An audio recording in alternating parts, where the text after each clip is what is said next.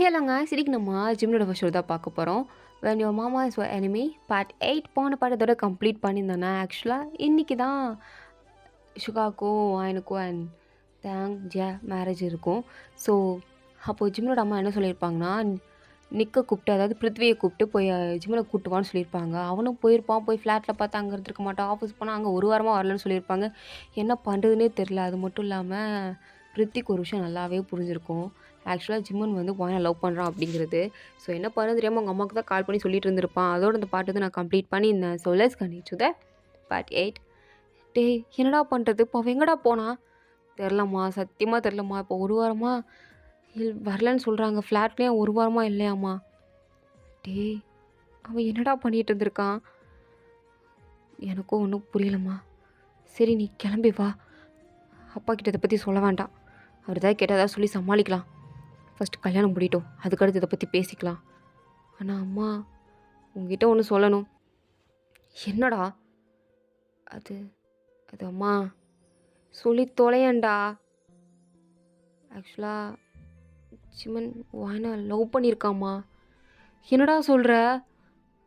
ஆமாம்மா, ஜிம்மன் சின்ன வயசுலேருந்து வாயனை தான் லவ் பண்ணியிருக்கான். நம்ம தான் அது தெரியாமல் சுகா அண்ணன் கூட மேரேஜ் ஃபிக்ஸ் பண்ணிட்டோம். ஒருவேளை அதை தாங்க முடியாமல் எங்கேயாவது போயிட்டானா இல்லை சூசைட் பண்ணிட்டானான்னு கூட தெரிலம்மா அப்படின்னு சொல்லும்போது அவங்க அம்மாவுக்கு ஹார்ட் அட்டாக்கே வந்துடும் போல். அப்படியே ஒரு மாதிரி மயக்கம் போடுற மாதிரி போயிட்டாங்க.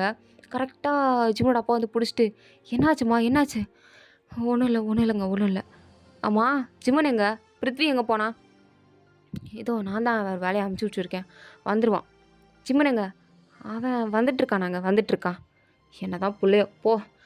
சரிங்க, உனக்கு என்னாச்சுமா? நீ இந்த கல்யாண வேலை அலைஞ்சதால் ஒழுங்காக சாப்பிட்ருக்க மாட்டேன். உனக்கு நான் சாப்பாடை தான் கொண்டு வரவா? இல்லை அது எதுவும் வேண்டாம் அப்படின்ட்டு அவங்க அப்பா ஒரு வேளை சமாளித்து அனுப்பிச்சி வச்சுட்டாங்க. நீ வாடா ஃபஸ்ட் எல்லாத்தையும் பேசிக்கலாம் அப்படின்ட்டு அவனை தான் கூப்பிட்டுட்ருக்காங்க. இங்கே வாயனா கல்யாணம் வேற. ஒரு மாதிரி செம்ம குஷியில் இருக்கா. பாடிக்கு உட்காந்து மேக்கப் போட்டுட்ருக்கா. மேக்கப் போடுற அக்கா கிட்ட எனக்கு இப்படி போடுங்க அப்படி போடுங்க, அப்போ தான் சுகமாமாவுக்கு பிடிக்கும் அப்படின்ட்டு பாட்டுக்கு வரிசையாக லிஸ்ட்டு வந்து அடுக்கிக்கிட்டே இருக்கா. அவங்களும் சொன்ன மாதிரி மேக்கப்பில் எல்லாத்தையும் அப்படியே போட்டாங்க. ஸோ அப்போது வாயனுக்கு வந்து கரெக்டாக மெய்டு வராங்க. மெய்டு வந்து, அம்மா நீங்கள் காலையிலேருந்து எதுவுமே சாப்பிட்ல, இந்தாங்க இந்த பாலை மட்டும் குடிங்க. ஐயோ அக்கா அதெல்லாம் ஒன்றும் வேணாம், நான் பால் குடித்தா லிப்ஸ்டிக் கலைஞ்சிரும்க்கா. ஐயோ பூஜைக்கு நேரம் ஆயிடுச்சு, அடுத்து கல்யாணம்னு போய் உட்காந்தா மந்திரம் சொல்லி தாலி கட்டி அடுத்து மறுபடியும் ரிங் மாற்றி ரிஜிஸ்டர் சைன் பண்ணுறதுக்கு நிறையா ஆகும். ஸோ அதனால் அத்தை தான் குமிச்சு விட்டாங்க, இதை சாப்பிடுங்க அப்படின்னு. அப்படியா ரொம்ப டைம் ஆகுமா? பசிக்குள்ள சரி கொடுங்க அப்படின்ட்டு அந்த பாலை வாங்கி குடிக்கிறா. ஆக்சுவலாக அந்த பாலில் வந்து யாரோ மயக்க மருந்து கலந்துருக்காங்க. அது தெரியாமல் வாயின் பாட்டுக்கு குடிச்சிட்டா. குடித்த கொஞ்ச நேரத்துலேயே அவளுக்கு ஒரு மாதிரி தலை சுற்றுற மாதிரி வருது. அப்படியே நேராக ஜியா கிட்ட தான் வரா. எனக்கு ஒரு மாதிரி தலை சுற்றுடி அப்படின்னு சொல்லிட்டு இருக்கும்போது, என்னடி சொல்கிறா அப்படின்னு பேசிகிட்டு இருக்கும்போது வாயின் பொத்துன்னு மயக்கம் போட்டு விழுந்துட்டா. ஸோ அப்படியே மயக்கம் போட்டு விழுந்து ஒரு கிட்டத்தட்ட ஒரு 5 மணி நேரம் 5 மணி நேரம் கழிச்சு தான் வாயின் அப்படியே கண் முழிச்சு பார்க்குறா. பார்த்தா ஒரு மாதிரி பெட்டில் தான் இருக்கா. அப்படியே அவளோட ட்ரெஸ்ஸை பார்க்குறா. கல்யாண ட்ரெஸ்ஸு, வெட்டிங் மேக்கப் எதுவுமே இல்லை. சும்மா ஒரு சாதாரண ட்ரெஸ் தான் போட்டிருக்கா. வாயினுக்கு ஒரு மாதிரி ஏற்றுக்கவே முடியல. என்னது இது சாதாரண ட்ரெஸ்ஸாக இருக்குது அப்படின்ட்டு. அப்போ என் கல்யாணம், அப்போ எனக்கு இன்னும் கல்யாணம் ஆகலையா? அப்போ சுகா மாமா எங்கே அப்படின்ட்டு யாரும் அப்படியே ரூமை ஓப்பன் பண்ணி பார்க்குறா. பார்த்தா மேரேஜ்க்கான டெக்கரேஷன்ஸ்லாம் இருக்குது. ஒன்றுமே அவளுக்கு புரியலை. என்ன நம்ம கல்யாணம் இன்னொரு ஆயிருக்கணும், ஆனால் ஆகலை. அந்த அக்கா பால் வந்து கொடுத்தாங்க, நம்மளும் குடித்தோம். அதுக்கப்புறம் ஜியா வந்தா, அவள்கிட்ட தலை சுற்றுன்னு சொன்ன, மயக்கம் போட்டு விழுந்தோம். நம்ம கட்டின சேலை எங்கே, போட்ட ஜுவல்ஸ், மேக்கப் எல்லாமே ரிமூவ் பண்ணியிருக்காங்க. ட்ரெஸ் கொண்டு சேஞ்ச் ஆகிருக்கு. என்ன நடக்குது அப்படின்ட்டு கொஞ்சம் மேலேருந்து கீழே பார்த்தா குடும்பமாக ஹாப்பியாக உட்காந்து சிரிச்சிட்டு இருக்காங்க. அங்கே தேங்கும் ஜியாவும் கப்புள்ஸாக உட்காந்துட்டு இருக்காங்க. ஷுவா கூட வேறு ஏதோ ஒரு பொண்ணு கப்பலாக உட்காந்துருக்கு. ஃபேமிலி அவ்வளோ சந்தோஷமாக சிரித்து பேசிகிட்டு இருக்காங்க.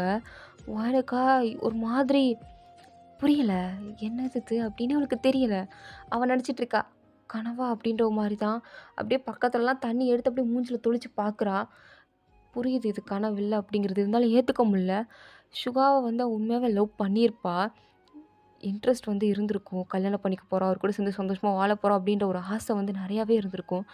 இப்போது அந்த இடத்துல ஒரு வேறு பொண்ணை வச்சு பார்க்கும்போது ஏற்றுக்க முடியல. ஏன்னா தான் கல்யாணம் படிக்க போகிற பையன் கூட வேற ஒருத்தி கல்யாணம் பண்ணி சந்தோஷமாக சிரிச்சிட்டு இருந்தா ஏற்றுக்க முடியுமா? அதுவும் கல்யாணத்து அன்னைக்கு இன்னைக்கு தான் கல்யாணம் நினைக்கும் போது முடியாதுல்ல.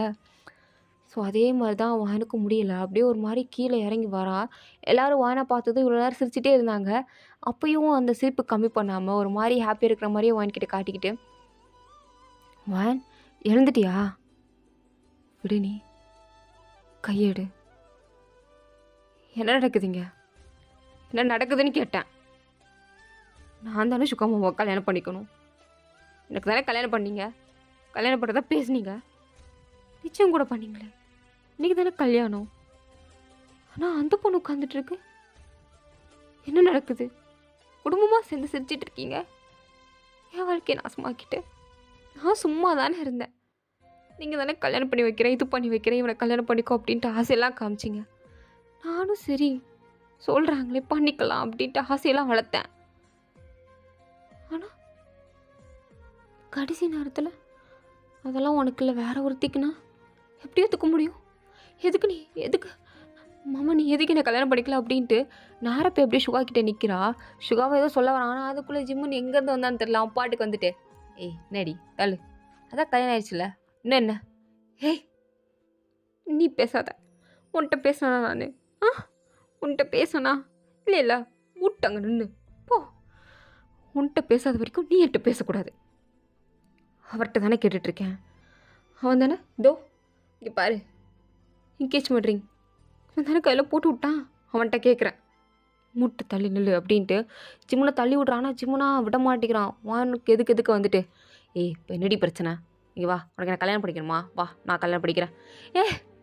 அப்படின்ட்டு அவனை பிடிச்சி தள்ளி விட்டுட்டு சொல்லு சுகா மாமா என்ன நடக்குதுங்க? எதுக்கு நீ இந்த பொண்ணை கல்யாணம் பண்ணிகிட்ருக்க? சொல்லு, எதுக்கு நீ ஏமாத்தின? சொல்லு, உன்ட்ட தானே கேட்குறேன். எதுக்கு என்ன ஏமாத்தின? சொல்லு, உன்ட்ட தானே கேட்குறேன். ஏன் வாயை முடிட்டு நின்றுட்டுருக்கு எதுவும் பேசாமல்? எதுக்கு என்ன ஏமாத்தின? வாயன் ஒரு செகண்ட் புரிஞ்சுக்கோ. வாயன் என்ன புரிஞ்சுக்கணும்? என்ன நான் புரிஞ்சுக்கணும்? எனக்கு புரியல. எனக்கு கல்யாணம்னு சொன்னீங்க, நானும் சரின்னு தானே சொன்னேன். ஆனால் இந்த புள்ளைய கல்யாணம் பண்ணி வச்சுருக்க. என்ன நினச்சிட்ருக்க நீ? முன்னாடியே சொல்ல மாட்டியா? நான் கனவு கண்டே கோட்டையெல்லாம் கட்டதுக்கப்புறம் அது இடிச்சுட்டு நீ பாட்டுக்கு அந்த பிள்ளை கொடுக்க சிரிச்சிட்டு இருக்க. நீ சந்தோஷமாக இருக்க, ஆனால் நான் இல்லை. என் வாழ்க்கையை எப்படி பண்ண சொல்லு, எதுக்கு இப்படி பண்ண அப்படின்ட்டு அப்படியே சட்டையை பிடிச்சி ஆட்டி ஆட்டி கேமிச்சிட்டு இருக்கும்போது ஜிம்முன்னு கோவம் வந்துருச்சு. அவன் அப்படியே வானை பிடிச்சி தள்ளி விட்டுட்டு ஏய் நெடி பிரச்சனை, உனக்கு என்னடா பிரச்சனை? நான் அவன்கிட்ட தானே கேட்டுட்ருக்கேன். உனக்கு என்ன அப்படின்னு கேட்கும் போது தான் ஜிம்முன்னு எல்லா உண்மையும் சொல்கிறேன். ஆக்சுவலாக என்ன நடந்திருக்குன்னா அப்படியே பிருத்வி கடைசியில் ஃப்ளாட் விட்டு போகும்போது ஜிம்முனை பார்த்துருப்பான். ஜிம்முனை பார்த்து என்ன விஷயம்னு கேட்கும்போது அவன் தான் டே நீ வாடா நான் அங்கே வந்து யார்த்தையும் சொல்கிறேன் அப்படின்ட்டு கடைசி நேரத்தில் தான் ஜிம்மின் வந்து ஒரு பொண்ணை கூட்டிகிட்டு வந்திருப்பான். அப்படியே ஜிம்மினோட அம்மாலாம் கதறியிருப்பாங்க யாரா அந்த பொண்ணு அப்படின்னு கேட்கும்போது தான் மா இது நம்ம சுகா அண்ணன் வந்து ஃபாரின் லவ் பண்ணிட்டு இருந்த பொண்ணு. இந்த பொண்ணோட அப்பாவால் சுகா அண்ணனுக்கு வந்து பிரச்சனை வரக்கூடாது. இந்த பொண்ணு வந்து இந்த அண்ணனை பிரேக்கப் பண்ணிட்டு போயிடுச்சு. ஏன்னா இந்த பொண்ணோட அப்பா கொஞ்சம் மாஃபியா மாதிரி. ஸோ லவ் பண்ணுறோன்னு தெரிஞ்சு சுகா அண்ணன் தான் பண்ணிடுவாங்க அப்படின்னு தான் இந்த பிள்ளை வந்து பிரேக்கப் சொல்லிடுச்சு. அதனால தான் அண்ணன் வந்து இத்தனை நாள் சோகமாக இருந்து இப்போ இங்கே வந்து ஓயனை கல்யாணம் பண்ணிக்க சம்மதம் சொல்லியிருக்கு. ஸோ இந்த பொண்ணு திருப்பியும் அண்ணனுக்காண்டி தான் வந்திருக்கு. நான் தான் இந்த பொண்ணை தேடி கண்டுபிடிச்சி கூப்பிட்டு வந்தேன். ஒழுங்காக இந்த பொண்ணுக்கு அண்ணனுக்கு கல்யாணம் பண்ணுவீங்க, அப்போ தான் அண்ணன் சந்தோஷமாக இருக்கும். எல்லாம் ஒன்றும் தேவையில்லை அப்படின்ட்டு இருப்பான். இதை கேட்டதும் ஜிம்னோட அம்மாவுக்கு தான் ஆல்ரெடி தெரியும்ல இவன் ஆல்ரெடி வானை லவ் பண்ணுறான். சரி இப்போ என்ன சுகாவுக்கு பிடிச்ச பொண்ணை கல்யாணம் பண்ணிச்சுட்டா அடுத்து வானை தூக்கி ஜிம்முன்னு கல்யாணம் பண்ணிச்சிருவோம் அப்படின்னு இவங்க முடிவு பண்ணி தான் எல்லாருக்கிட்டையும் சொல்லியிருப்பாங்க. எல்லாருமே அதுக்கு சரின்னு சொல்லியிருப்பாங்க. வானை என்ன பண்ணுறதுன்னு கேட்குறதுக்கு தான் ஜிம்னு வந்து பாலில் மயக்கமாக அந்த கலந்து கொடுங்க, கல்யாணம் முடிஞ்சதுக்கப்புறம் எழுந்துச்சு வருவா எல்லாருமே சொல்லி உட்கார வச்சிடலாம் அப்படின்னு சொல்லியிருந்திருப்பான். ஸோ அதனால தான் இவ்வளோ பெரிய பிளானை வந்து போட்டு கடைசி நேரத்தில் நடத்திருக்காங்க.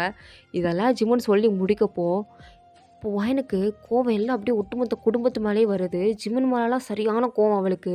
அப்படியே எல்லாரையும் பார்த்து ஒரு கேள்வி தான் கேட்குறா. இந்த பாலில் மயக்க மருந்து கலந்து எனக்கு கொடுக்கறதுக்கு முன்னாடி ஒரு வார்த்தை என்கிட்ட சொல்லியிருக்கலாம்ல. சுகா இந்த பொண்ணை லவ் பண்ணுறாமா, இந்த பொண்ணு சுகாவை லவ் பண்ணுது, கல்யாணம் பண்ணி வைக்க போகிறோம், அதனால நீ ஒதுங்கிருமா அப்படின்னு சொல்லியிருந்தா நான் பாட்டுக்கு பேசாமல் இருந்திருப்பேன். என் மனசு கொஞ்சமாவது ஏற்றிருக்கும். ஆனால் கேவலமாக இந்த ஜிம்மன் சொன்னான்னு சொல்லிட்டு பாலில் மயக்க மருந்து கலந்து கொடுந்து இப்படி ஒரு கேவலமான விளையாட்டை விளையாடிருக்கீங்களே. உங்கள் எல்லாருக்குமே ஜிம்மன் சந்தோஷமாக இருக்கணும், சுகா சந்தோஷமாக இருக்கணும் அப்படின்னு தோணிச்சே தவிர்த்து வாயன் சந்தோஷமாக இருக்கணும்னு யாராவது நினச்சிங்களா? சுகா அந்த பிள்ளைய விரும்பினா, அந்த பிள்ளை சுகா விரும்பிச்சு. சரி 2 பேரும் சந்தோஷமாக இருக்கும்னு நினச்சிங்க. இந்த ஜிம்மன் பையன் என்னை லவ் பண்ணுறேன்னு சொன்னானாக்கும். சரி, இவன் சந்தோஷமாக இருக்கணும்னு கூட நீங்கள் எல்லாரும் நினச்சிங்களே தவிர்த்து, நானும் இந்த குடும்பத்தில் ஒருத்தி தானே, நானும் இங்கே தானே இருந்தேன். ஏம்மா நான் ஒவ்வொருத்தில் தானேம்மா பிறந்தேன், இல்லையா? இல்லை இங்கே இருந்தால் தூக்கிட்டு வந்தீங்களா? எனக்கு தெரியல. நானும் இத்தனை வருஷம் இந்த குடும்பத்தில் தானே இருக்கேன். ஏன் சந்தோஷம் பற்றி யாரும் யோசிக்கல? நான் எப்படி ஃபீல் பண்ணுவேன்னு யாரும் யோசிக்கல? ஏன் ஹாப்பினஸை பற்றி யாரையும் யோசிக்கவே இல்லை அப்படின்னு கேட்கும்போது ஜியா வந்து, தேவையில்லாமல் சீன் க்ரியேட் பண்ணாத. ஓ, சீன் க்ரியேட் பண்ணுறானா? ஏன் ஜியா, இந்நேரம் வேற ஒரு பொண்ணை கல்யாணம் பண்ணியிருந்து உனக்கு எனக்கு கொடுத்த மாதிரி மயக்க மருந்து கலந்து கொடுத்ததுக்கப்புறம் நீ கண் முழிச்சு பார்த்தப்போ உனக்கு தேங்க்கும் வேற பொண்ணு கல்யாணம் ஆயிருந்தா நீ சும்மா இருந்திருப்பியா? கத்தாமல் இருந்திருப்பியா? இல்லை இல்லை, கத்திருப்பில்ல, சூசைட் பண்ணுற அளவு கூட போயிருப்பில்ல, தோணி இருக்கும்ல. எனக்கும் பாதானே இருக்கும், உனக்கு வலிச்சிருக்கும்ல, ரொம்ப வலிச்சிருக்கும்ல. அப்போ எனக்கும் அப்படி தானே வலிக்கும், வலிக்குதுல்ல. அப்போ நான் கத்த தான் செய்வேன். நீங்கள் எல்லோரும் மூடிக்கிட்டுருங்க. இப்போ புரியுது, நீங்கள் எல்லோரும் ஒன்றா இருந்தீங்க. ஆனால் நான் 8 வருஷம் இங்கேயே இருந்துட்டு இப்போ வந்ததால் உங்கள் எல்லாருக்கும் நான் வேறு யாரோவா தெரிகிறேன். அதனால தானே இதெல்லாம் பண்ணியிருக்கீங்க. புரியுது, எல்லாமே தெரியுது. அப்போ யாரும் என்ன இங்கே ஒரு தியாக பார்க்கல. அப்போ நான் இங்கே இருக்கணும், நான் இங்கேருந்தே போகிறேன் அப்படின்ட்டு வாயின் பாட்டுக்கு அப்படியே மேலே போயிட்டுருக்கா. சிம்மன் தான் அப்படியே பின்னாடி போய் பிடிச்சி, எங்கே போகிற நீ? அதான் நான் உனக்கு கல்யாணம் பண்ணிக்கணும்னு சொல்லிட்டேன்ல, இப்போ என்ன?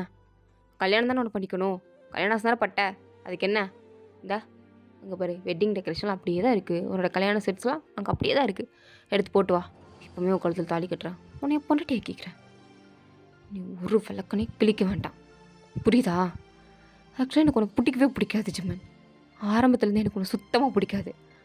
ஆனால் ஏதோ உன் மேலே ஒரு சாஃப்ட் கார்னர் இருக்கும். ஆனால் இப்போ பண்ண பார்த்த ஒரு கேவலமான ஒரு விஷயம், நான் உனக்கு வேணுங்கிறதுக்காண்டி சுயநலமாக யோசிச்ச பார்த்தியா? நீ என்னை லவ் பண்ணுறேன்னு சொன்னியே, எவனாவது லவ் பண்ணுற பொண்ணோட ஆசை தான் முக்கியம்னு நினைப்பானுங்க. இந்த மாதிரி உனக்கு நினைப்பானடா? உனக்கு கொஞ்சம் கூட வெக்கமா இல்லையா? என்னை பற்றி நீ யோசிக்கவே இல்லை. அப்புறம் என்னத்துக்கு நான் உன்னை கல்யாணம் பண்ணிக்கணும், உன் கூட வாழணும்? இந்த நிமிஷம் சொல்கிறேன், நான் உனக்கு வெறுக்கிற ஜிம்மன். எனக்கு உனக்கு சுத்தமாக பிடிக்கல, மூஞ்ச பார்க்க கூட சத்தியமாக பிடிக்கல ஜிம்மன்.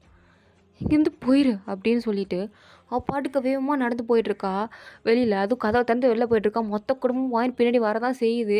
இருந்தாலும் வாயனா எதுக்குமே நிற்கிறதா இல்லை. அங்கே போகிற ஒரு டாக்ஸியை பிடிச்சி ஏறி போயிட்டுருக்கா. பின்னாடி ஜிம்மன், பிருத்வி, ஜங்குக் அப்படின்ட்டு எல்லாவனும் கார் எடுத்துகிட்டு அப்படியே சேஸ் பண்ணி வந்துட்டுருக்கான். இருந்தாலும் வாயின் எங்கே போனானே தெரில. ஒரு கட்டத்தில் எல்லாவனும் வாயினை மிஸ் பண்ணிட்டானுங்க. மாறி மாறி ஃபோன் அடிக்கிறாங்க. ஜிம்மன்லாம் ஜங்குக் ஃபோன் அடிக்கிறான், பிருத்வி ஃபோன் அடிக்கிறான், சுகா முதல் கூட வந்திருப்பான். எல்லோரும் ஃபோன் அடிக்கிறானுங்க அடிச்சு. வாயின் எந்த சைடு போனால், இந்த சைடு போனாலும் அந்த சைடு போனாலும் அப்படின்னு கேட்குறானுங்க. ஒருத்தனுக்கு ரூட்டு தெரில, வான் எங்கே போனான்னு கூட தெரில. வானோட அம்மாக்கெல்லாம் ஒரு மாதிரி மயக்கமே வந்துருச்சு. வான் வீட்டை விட்டு போன அடுத்த செகண்ட் வானோட அம்மா மயக்கம் போட்டு விழுந்திருப்பாங்க. ஆக்சுவலாக வானை பற்றி யாரும் யோசிக்காமல் இல்லை, யோசிச்சுருந்துருப்பாங்க. இருந்தாலுமே சொந்தக்காரங்களாம் வந்துட்டாங்க, குடும்பம் மானம், பசங்க சந்தோஷம் அப்படின்னு பார்க்கும்போது கொஞ்சம் எல்லோரும் சுயநலமாக தான் யோசிச்சிருக்காங்க அப்படிங்கிறது அவங்களுக்கே தெரியும். வான்ட்டு எல்லாம் சொல்லி புரிய வைக்கலாம், மன்னிப்பு கேட்கலாம் அப்படின்னு நினைக்கிறதுக்குள்ள வான் எங்கே தாமதம்னு குதிச்சுட்டு போயிட்டா.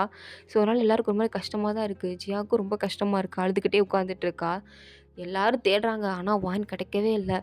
மத்தியானம் தேட ஆரம்பித்தவனுங்க நைட்டு ஒரு 12:30 இருக்கும். வானை தேடி கண்டுபிடிக்கவே முடியல.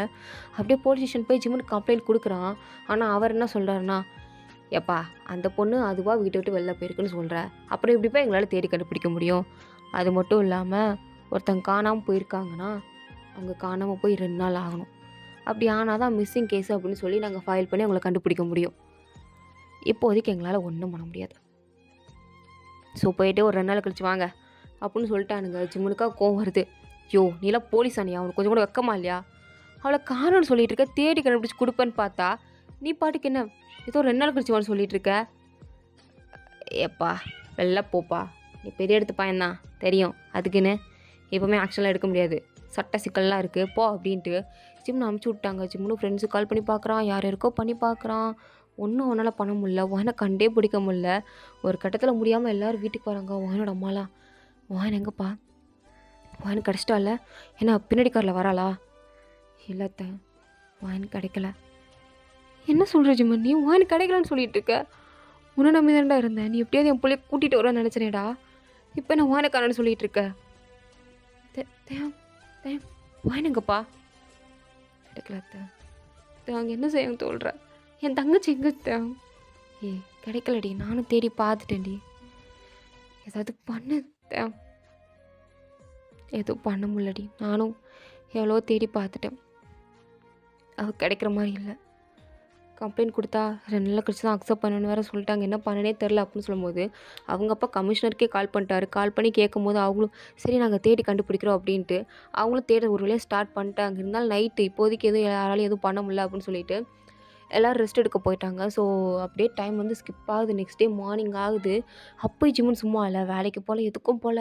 அவன் வாயனை தேடுறது மட்டுமே தான் ஒரு இதாக வச்சிட்ருக்கான். நோட்டீஸ்லாம் அடிக்கிறாங்க, நியூஸ் பேப்பர் ஆட்லாம் கொடுக்குறானுங்க. இருந்தாலும் வாயன் வந்து எங்கே போனா, என்ன ஆனா, ஒரு நைட் ட்ரெஸ்ஸை போட்டு தான் போனா, பிள்ளை என்ன ஆனானுங்கிறது யாருக்குமே தெரில. ஸோ இதோட இந்த பார்ட் வந்து கம்ப்ளீட் ஆகுது. தேங்க் ஃபார் வாட்சிங். உங்களுக்கு பிடிச்சிருந்தா லைக் பண்ணுங்கள். ப்ளீஸ் மறந்துடாமல் எல்லோரும் சப்ஸ்கிரைப் பண்ணுங்கள். Okay, tata, bye, see you later, bye.